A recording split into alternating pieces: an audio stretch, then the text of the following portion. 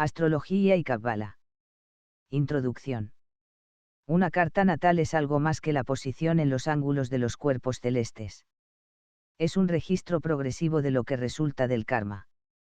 Esta ley universal, conocida en la Cábala como la medida de las medidas, fue reconocida por Isaac Newton, físico y matemático del siglo XVII, quien demostró que no hay acción que esté exenta de reacción.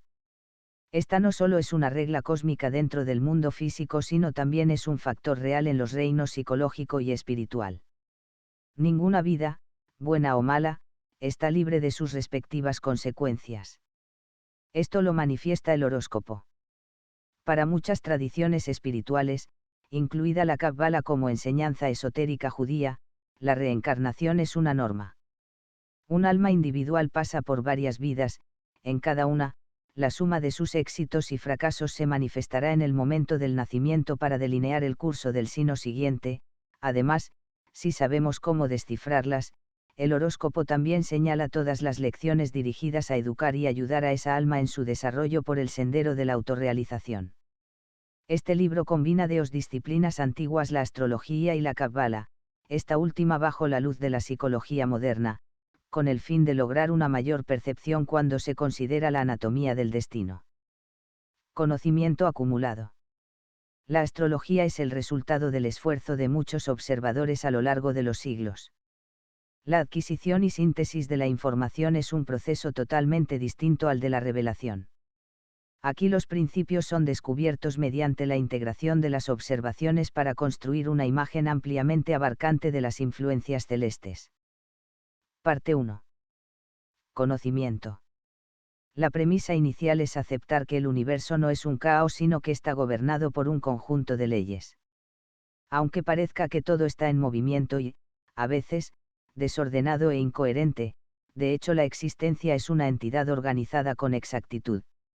Si no fuera así, reinaría el caos y no se daría el proceso de nacimiento, crecimiento y muerte, evolución o resolución. Entender las reglas y el propósito de la existencia es la meta de la búsqueda del conocimiento.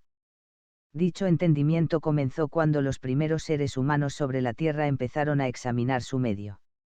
Al principio estaban sujetos al instinto, ese cuerpo inherente de experiencia adquirido a lo largo de los reinos mineral, vegetal y animal, el cual fue transmitido a la química, a las células y a la inteligencia orgánica de sus cuerpos.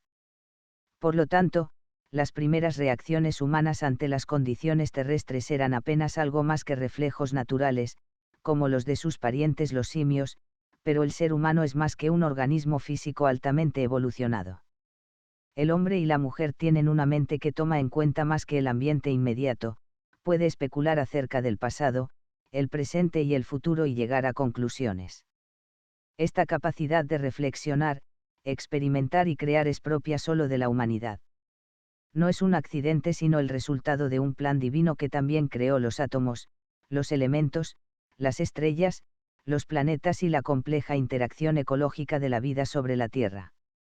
Aunque la humanidad nació en un cuerpo de carne, o se le confirió una piel de animal, como dice la Biblia, es claro que su habilidad de reflexionar y crear es de un orden completamente distinto a la de los simios más avanzados.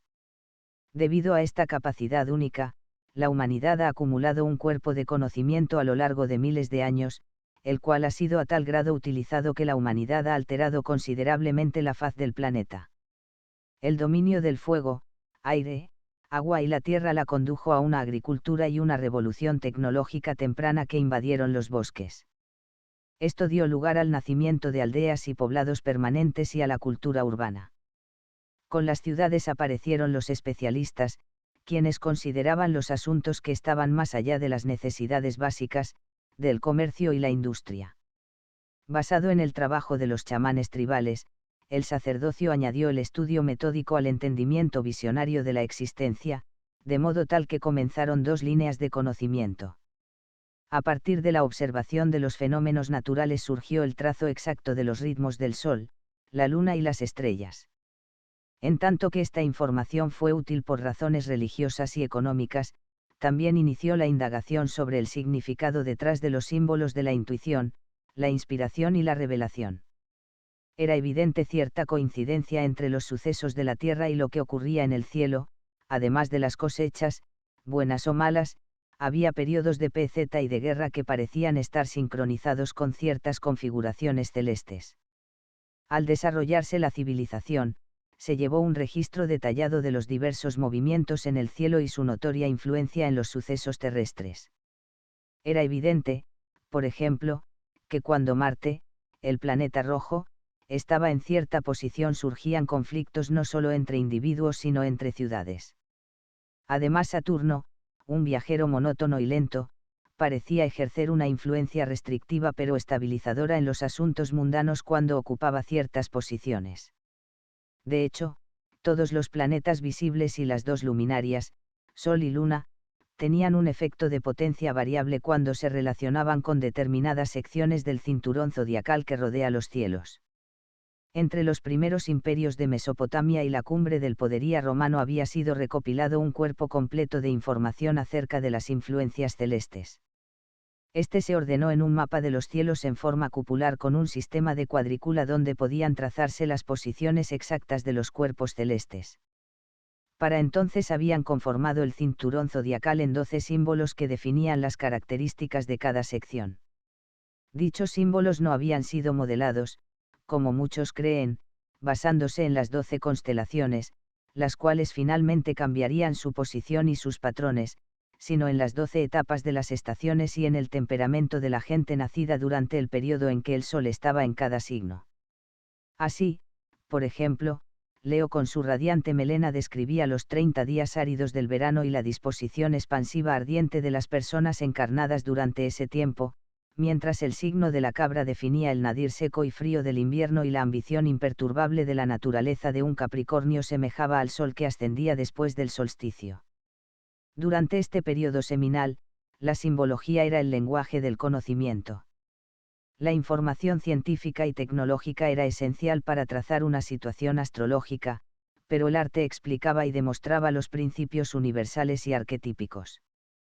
Por ejemplo, los 12 tipos psicológicos básicos fueron dispuestos según las 12 tribus de Israel y los 12 discípulos de Jesús. Estos arquetipos fueron subdivididos en personalidades solar, lunar, mercurial, venusina, marcial, jovial y saturnina, relacionadas con los dioses olímpicos. Dichas imágenes simbólicas eran comunes para la humanidad antigua, pues se creía que los cielos y la tierra estaban regidos por diversas deidades. Los dioses celestiales eran percibidos como seres que ocupaban una zona invisible, habitada también por muertos y no nacidos. En este punto debemos tomar en cuenta la idea de otras realidades, una premisa esotérica básica. El universo físico no es sino el nivel más bajo de los muchos reinos que componen la existencia. Las culturas antiguas y primitivas aceptaron esta idea, no como un concepto teológico o filosófico sino como un hecho empírico, el cual se confirma, por ejemplo, con la creencia mundial en fantasmas, espíritus, cielo o infierno. La astrología era una combinación de imaginación y observación clasificada. Por desgracia, en la época de los romanos se había convertido en un culto supersticioso en el ámbito popular. Lo mismo sucedió con muchas prácticas esotéricas que habían degenerado, como constreñir la idea de la inmortalidad del alma a un ritual de momificación del cuerpo. Sin embargo, los verdaderos astrólogos continuaron practicando dicho arte hasta que lo revitalizaron árabes y judíos de la época medieval temprana, quienes a tal grado la enriquecieron con sus descubrimientos que cuando el interés de Europa occidental despertó, esta ciencia se había vuelto parte de un debate crucial entre religión y filosofía libre albedrío contra predeterminación. La filosofía es el camino de la razón y durante la Edad Media se convirtió en el medio para examinar y poner a prueba la fe religiosa. La astrología estaba entre las dos verdades en cuanto utilizaba tanto la observación como la intuición, y aunque no podía ser explicada de manera lógica, parecía funcionar a tal grado que un papa escogió el día recomendado por su astrólogo para ser coronado. De hecho, ningún general empezaba una batalla y ningún capitán se hacía a la mar sin considerar la situación celeste. En la Edad Media y el Renacimiento la astrología tuvo un lugar elevado. Ningún monarca, comerciante o médico tomaba alguna decisión antes de tomar en cuenta las posiciones del Sol, la Luna y los planetas.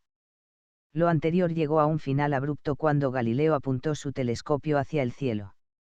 Él y otros científicos minaron a tal grado los conceptos aceptados antiguamente con sus descubrimientos y experimentos, que la vieja imagen del universo, apoyada por la teología, virtualmente se evaporó de Europa. El nacimiento de la ciencia pura y la ruptura del orden medieval condujeron a la gente educada a descartar la astrología como un conjunto de supersticiones. En el transcurso de una generación el tema, que alguna vez se enseñó en varias universidades europeas, fue abandonado mientras la mecánica celeste se ponía de moda. Casi fueron olvidados siglos de estudio acerca de la influencia de los cielos sobre la Tierra y la astrología se consideró de interés solo para charlatanes y excéntricos. Entre los excéntricos estaba Sir Isaac Newton, a veces llamado el último de los magos y el primero de los científicos modernos. No solo era versado en astrología sino además estaba interesado en la alquimia y la cábala.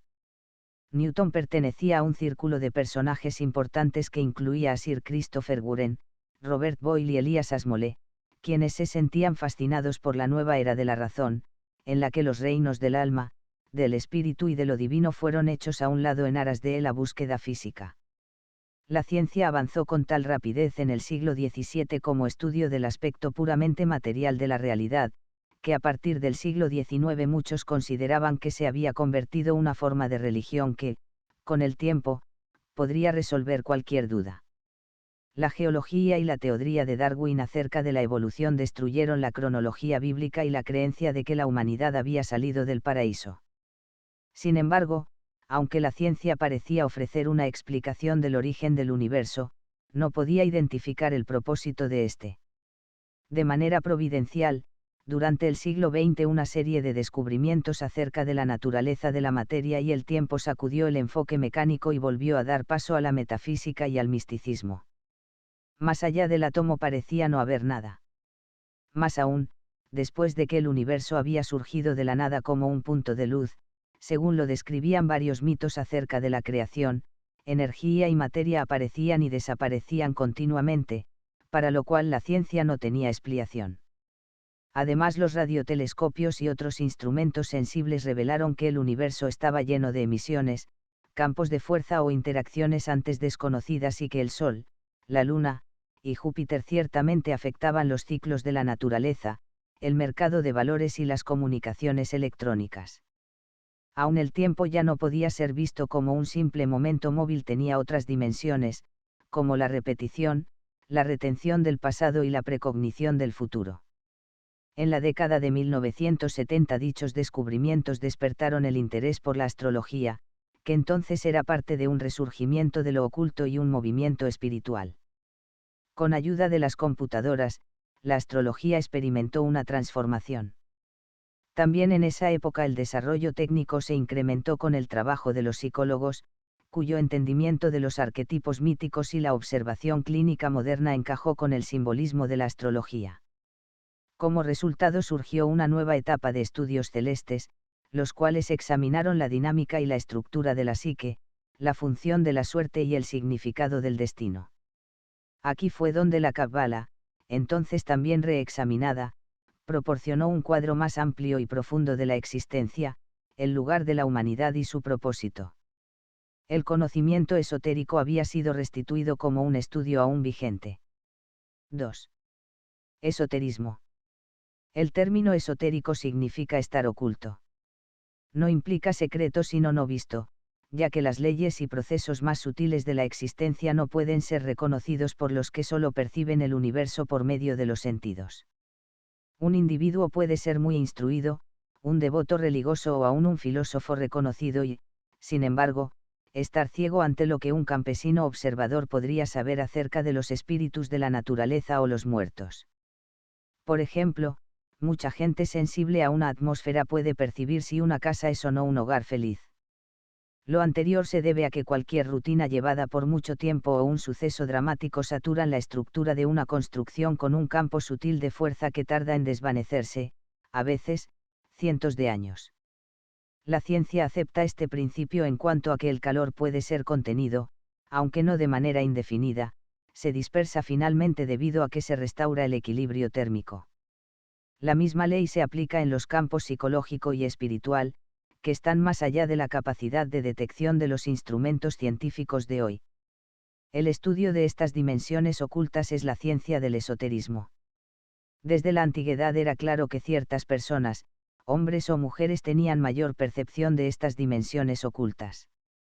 Además de poder encontrar agua en el subsuelo, seguir líneas de energía a lo largo de un paisaje o comunicarse con sus ancestros, dichos individuos podían identificar las emanaciones procedentes de los cuerpos celestes. Esto es posible porque las frecuencias cósmicas resuenan con la psique, la cual está basada en el mismo modelo universal. Estructuras como Stonehenge y las pirámides fueron diseñadas para localizar señales que llegaban del cielo, igual que los radares gigantes usados durante la guerra captaban aeronaves gigantes.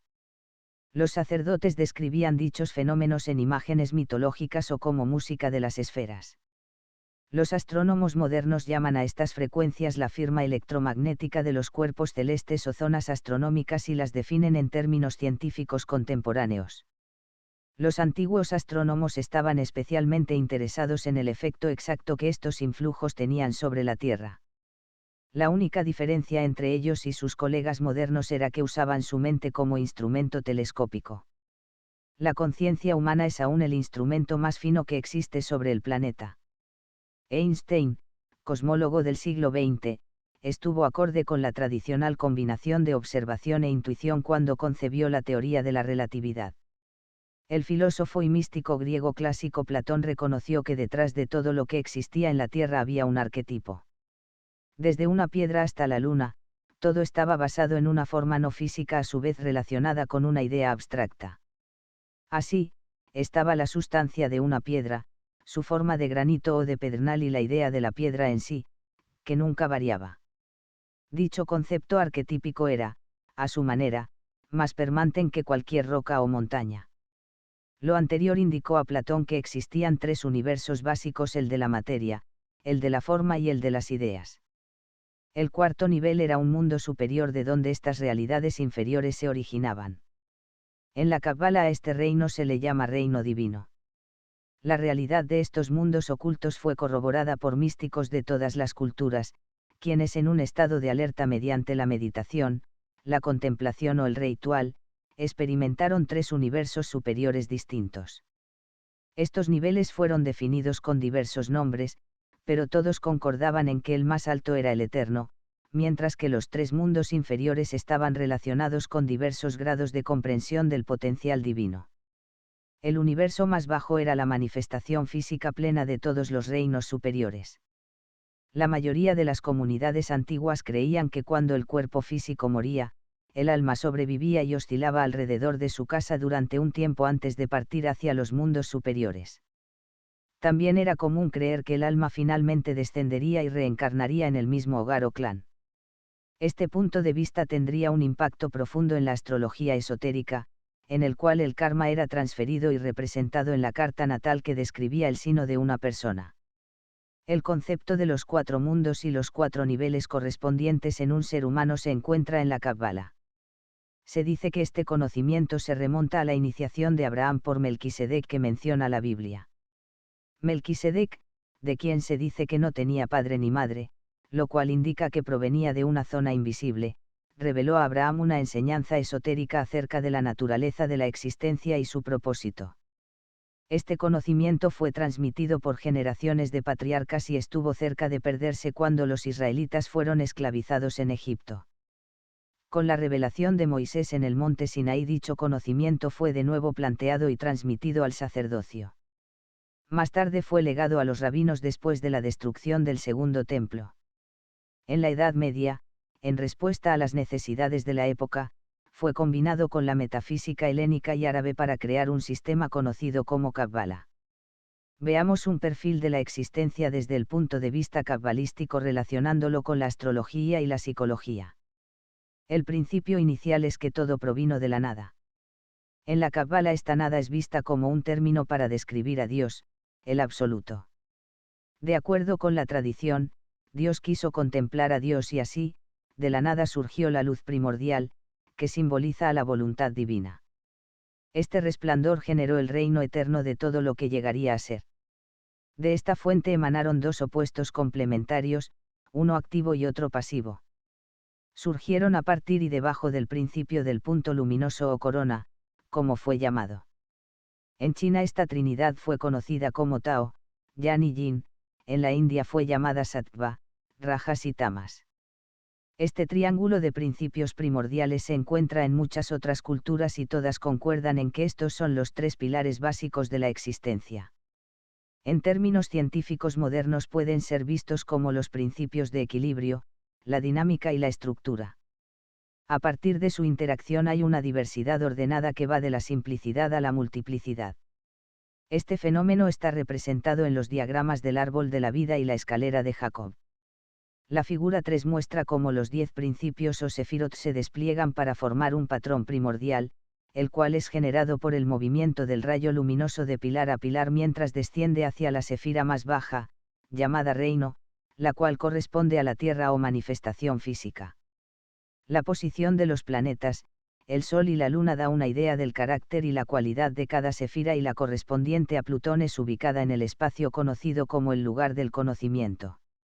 Dicha ubicación, igual que el planeta, marca la frontera con el más allá del espacio y el siguiente mundo.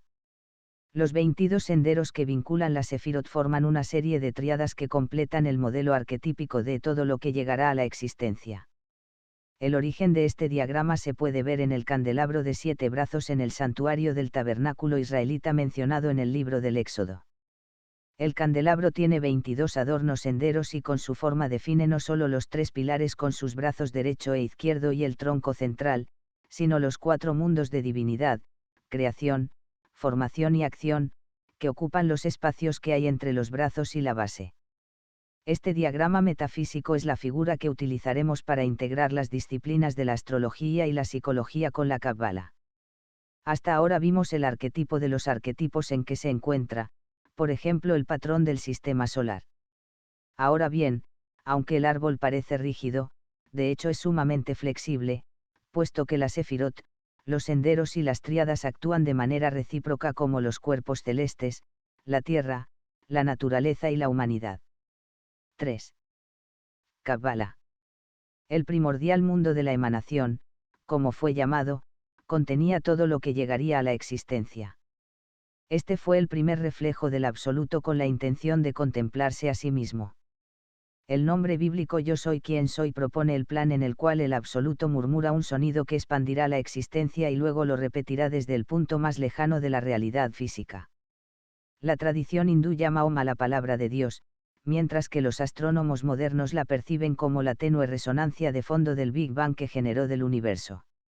Este reino primordial no es Dios sino una manifestación de la deidad, es un manto de emanación que lo mismo revela que cubre por los místicos. En Cábala es el boceto de un autorretrato divino, llamado Adán Kadmon. Este aún tiene que ser llenado en detalle, o sea, contener la diversidad de la creación. El proceso está simbolizado por los primeros 7 días o fases cósmicas descritos en la Biblia. El primer día produce la luz o fuego, el segundo las divisiones del firmamento o aire y el tercero, el agua y la tierra con la aparición inicial de las plantas o vida, es decir, el principio de conciencia. Con el cuarto día de la creación llega el ordenamiento del universo, todos los ciclos y patrones que gobernarán la existencia.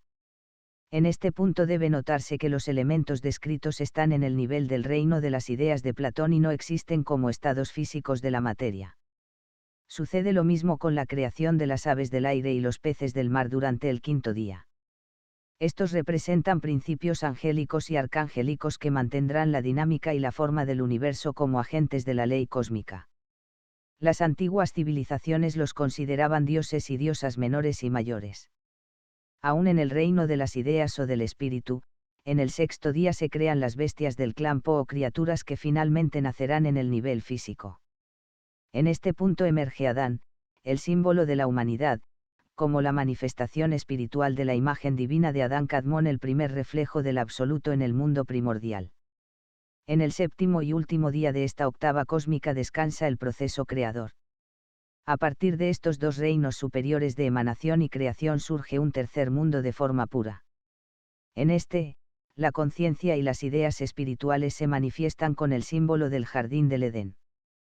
Por lo tanto, la esencia de cada mineral, planta y animal es vista en su perfección prístina, mientras que el Adán espiritual es dividido como un par de almas gemelas, varón y hembra los creó. Adán y Eva representan las entidades astrales o psicológicas que habitan el paraíso antes de su descenso a la tierra. Se dice que el paraíso es especialmente hermoso porque está lleno de formas perfectas de todo lo que será manifestado en el reino físico. Aunque esta idea pueda parecer como una fantasía para la mente escéptica moderna, debemos aceptar que dichos ideales, tales como la utopía, el hombre noble o la mujer hermosa, han tenido una enorme influencia en la historia humana y en las relaciones personales. La creencia en la existencia del paraíso es más permanente que cualquier tecnología nueva que pronto se vuelve obsoleta o los imperios que finalmente desaparecen. Ese maravilloso lugar detrás del arco iris, o más allá del cielo, es tan real para la imaginación moderna en su ciencia ficción como fue en tiempos antiguos. El mundo más bajo es el de los 4 elementos y, de acuerdo con la ciencia moderna, comenzó con una singularidad o punto de luz en medio de un espacio sin definir aún, aunque ese vacío ya ha sido descrito por muchas enseñanzas místicas. A partir de esta primera emanación física surgieron la energía y la materia en la forma del átomo más simple, el hidrógeno. Ahí habían resplandor y gases.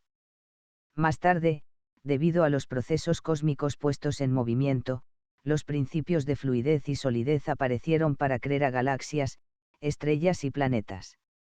Es el caso del sistema solar.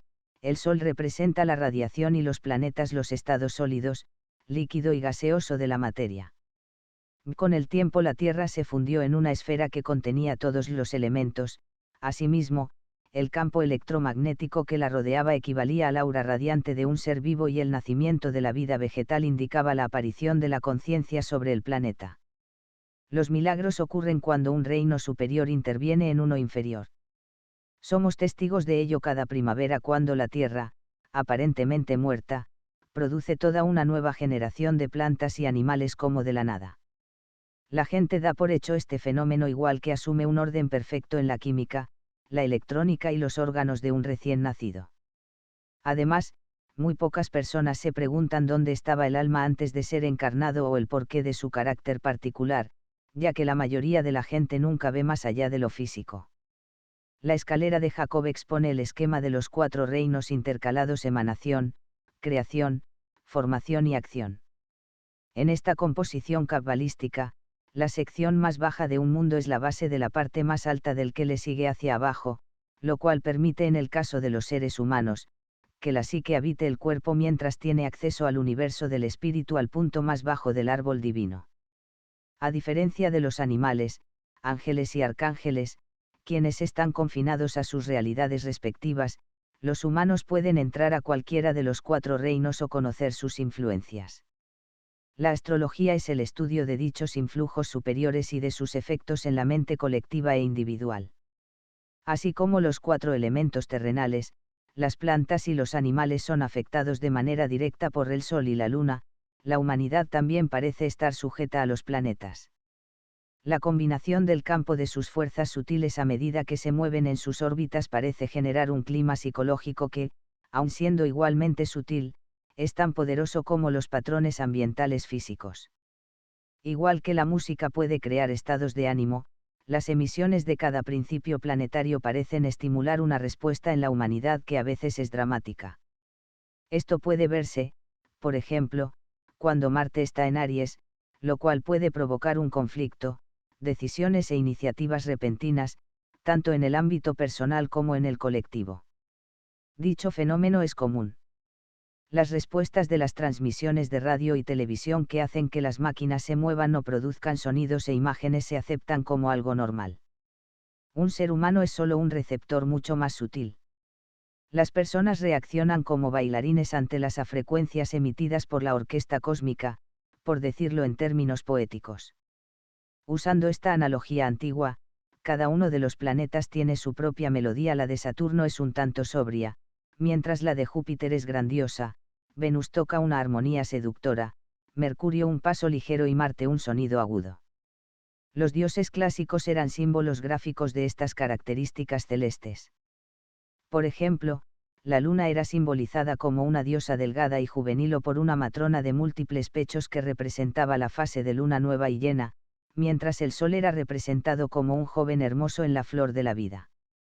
A medida que estas deidades se movían por la partitura musical del concierto zodiacal, había determinados pasajes en los que cada cuerpo celeste tenía su solo. En ocasiones eran armoniosos y a veces desentonados cuando las diversas combinaciones de aspectos, como los trinos, las conjunciones y las oposiciones, se manifestaban entre ellos. El entendimiento esotérico de por qué la gente reacciona ante los hechos de los cielos está definido por el principio como es arriba es abajo, basado en la idea de que un ser humano es un microcosmos del macrocosmos. El concepto está ilustrado en el siguiente diagrama en el cual los niveles interiores correspondientes de un individuo coinciden con los 4 universos que componen la existencia. Para poder percibir los reinos que están más allá del físico, recurriremos al mito y la leyenda cabalística para describir la naturaleza de los mundos superiores y el origen y propósito de la humanidad, puesto que simbólicamente estos indican la ausencia, la estructura y la dinámica de otras realidades. 4. Microcosmos. Según la leyenda cabalística, la humanidad se origina en el Adán Kadmón, la imagen del absoluto. Cada uno de nosotros es una célula de la conciencia de este ser divino.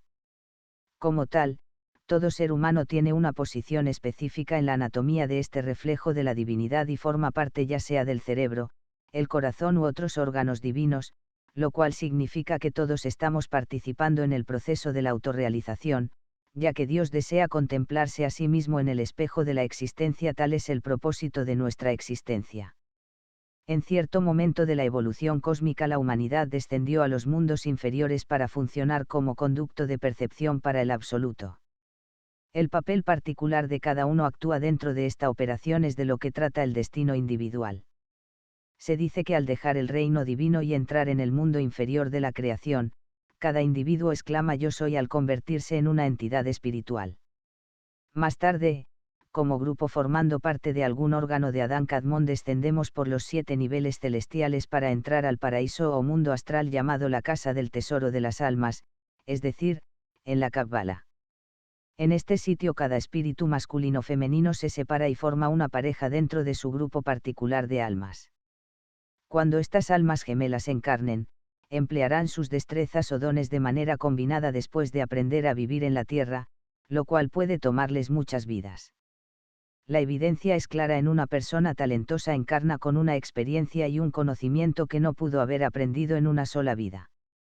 Todas las almas tienen una función única, por humilde que sea, así, cada individuo contribuye al proceso divino a pesar de que, en algunos casos, un sino o incluso una serie de ellos sean desastrosos. Sin embargo, antes de que un alma pueda encontrar y cumplir su destino tiene que desarrollar su potencial. La Biblia señala que Adán y Eva estaban en un estado de inocencia y, por tanto, tenían que ser instruidos sobre qué hacer y qué no hacer antes de que pidieran ejecutar su misión personal, conjunta y de grupo. El mito de la caída fue para enseñar a la humanidad que el don del libre albedrío significaba responsabilidad en cuanto que toda acción genera una reacción. Como resultado, la expulsión del Edén no se proponía perjudicar sino demostrar la ley del karma. La tentación de la manzana fue una prueba para ilustrar el hecho de que además de Adán y Eva, no había nadie a quien culpar por su nueva situación. Sin embargo, aunque llevaban pieles de animal, es decir, un estado primitivo del ser, aún retenían el don del libre albedrío, además de la habilidad de tener conciencia de estar conscientes, ya que habían comido del árbol del conocimiento. Sus descendientes habrían de multiplicarse y extenderse por toda la tierra, así, cada generación moriría y renacería y al mismo tiempo aumentaría el número de almas nuevas que descenderían para encarnar en la tierra. Al principio, los distintos grupos de almas permanecieron juntos por muchas vidas como clanes y tribus con el fin de que aprendieran a sobrevivir y trabajaran en unión. Esta fue una parte importante del plan divino, un entrenamiento para su destino. Con el tiempo las almas gemelas se separaron para poder desarrollarse en individuos, hombres o mujeres, antes de reunirse, muchas vidas más tarde, como gente madura. Esta sensación de pérdida del alma compañera es muy profunda y una de las mayores preocupaciones de los que están en busca de su pareja original. En su psiques tal memoria está representada por la imagen del animus y el ánima. Sin embargo, antes de que pueda darse una reunión mucho tiene que pasar a lo largo de varias vidas. Durante estas transmigraciones cada persona adquiere karma bueno y karma malo.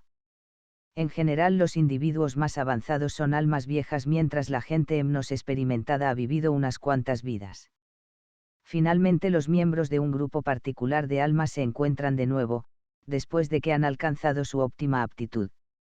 Luego desarrollarán juntos su potencial pleno para poder llevar a cabo su misión predeterminada: ayudar a Dios a contemplarse a sí mismo. Los grupos de almas y parejas pueden ser identificados por sus intereses comunes y los elementos armoniosos en sus cartas natales. A menudo pertenecen al mismo nivel de vida social y con frecuencia ejercen profesiones similares. Esto puede ser visto en varios de los grandes artistas del Renacimiento o en los ingeniosos inventores del siglo XX. Los montañeses norteamericanos que abrieron camino al salvaje oeste son un ejemplo clásico de un grupo de almas, igual que los filósofos de la antigua Grecia. Podemos evidenciar el descenso de almas en forma conjunta con San Francisco de Asís y Santa Clara, quienes, aunque nunca se casaron, evidentemente eran una pareja de enamorados.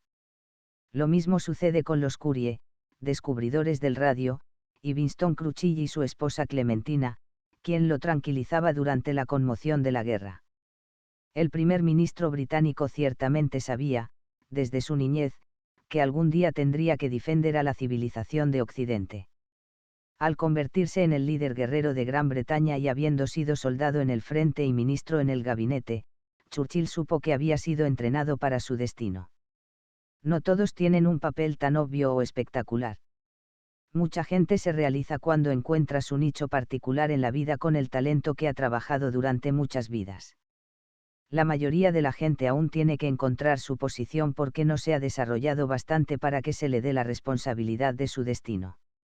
Por el contrario, pueden haber perdido su oportunidad o simplemente ido en contra de la evolución al comportarse de modo voluntarioso y tonto. Dicha situación puede ocurrir aún en almas bastante avanzadas que escogen abusar de su posición, lo que a veces puede observarse en la carta natal de personas extraordinariamente dotadas cuyo signo es desastroso.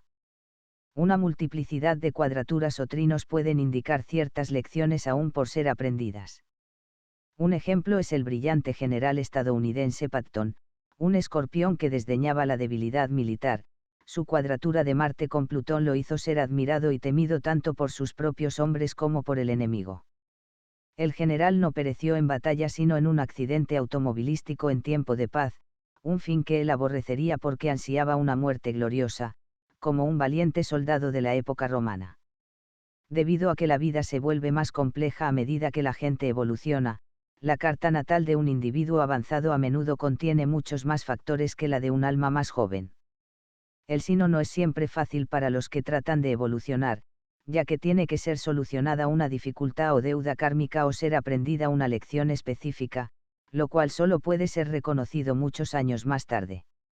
Un ejemplo es el hombre talentoso que utilizó su carisma para seducir a varias mujeres y terminó viviendo solo y sin una meta, pues había fallado en su misión. Su momento llegó y pasó sin que él se percatara. A lo largo de milenios y a medida que hay más nacimientos, la casa del tesoro de las almas se ha vaciado gradualmente. La mayoría de los seres humanos comienza una encarnación en algún lugar remoto donde el clan o la aldea los provee y protege hasta que estén listos para avanzar hacia un pueblo o ciudad donde expanden sus horizontes. Ahí encontrarán las 3 etapas básicas humanas de la evolución, conocidas como los niveles vegetal, animal y humano. El primer estrato está principalmente interesado en la supervivencia, la comida y el sexo, el segundo en el poder, la riqueza y la fama, mientras que el nivel más alto consiste en individuos que están tratando de vivir una vida ética, ayudar a los demás y servir a Dios. Las 3 etapas se encuentran en cualquier parte de la Tierra. El nivel vegetal es el más común, ya que son las almas más jóvenes e inocentes. La gente animal altamente competitiva puede verse en toda posición dominante, desde monarcas de imperios a jefes de bandas criminales. También pueden observarse en las ciencias, el arte y los institutos de enseñanza, incluso en el sacerdocio. Los seres de la etapa de humanos son excepcionales, son los grandes santos y sabios de la humanidad, los mejores inventores o personas creativas, grandes héroes y heroínas, muchos de ellos desconocidos ya que para poder llevar a cabo sus misiones sin interferencias, evitan ser notados. Como puede verse en la figura 5, un ser humano está compuesto de varios niveles. El mundo más bajo está relacionado con la anatomía del cuerpo, mientras que arriba está la estructura de la psique. La persona vegetal vive principalmente en el cuerpo y por lo tanto está sujeta en gran parte a las condiciones físicas. El centro de gravedad de la persona animal está a medio camino entre la influencia del cuerpo y la de la psique, mientras el individuo que trata de ser plenamente humano está en contacto con los niveles del alma y del espíritu. En una carta natal no puede determinarse en cuál etapa de evolución está un hombre o una mujer, pero sí lo que posee para desarrollarse y el patrón de su sino.